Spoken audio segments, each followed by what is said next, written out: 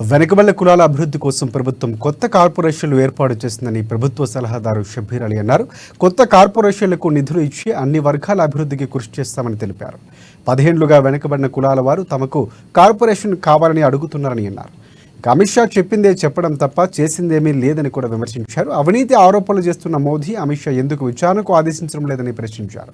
CAA వల్ల ముస్లింలకు ఎటువంటి నష్టం లేదని, భయపడాల్సిన అవసరం లేదని సూచించారు. చట్టంపై నమ్మకం ఉందని, న్యాయపరంగా ఎదుర్కొంటామని అన్నారు. ఇక కేసీఆర్కు డబ్బులు మోసుకుపోయే అలవాటు ఉందని, అందుకే పదే డబ్బులు సంచుల గురించి మాట్లాడుతున్నారన్నారు. కేసీఆర్ భాష వల్లే తెలంగాణ బద్నామైందని మండిపడ్డారు.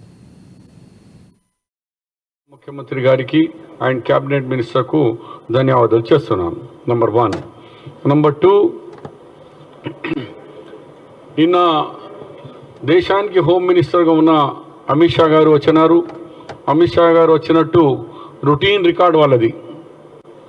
ఆ రికార్డు ఇప్పుడు క్యాబినెట్ అప్రూవ్ చేసింది. వెరీ సూన్ ఆ కార్పొరేషన్ నుంచి ఎంత డబ్బులు, దాని రూల్స్ రెగ్యులేషన్ ఎలా అప్లై చేసుకోవాలా, వాళ్లకు క్రైటీరియా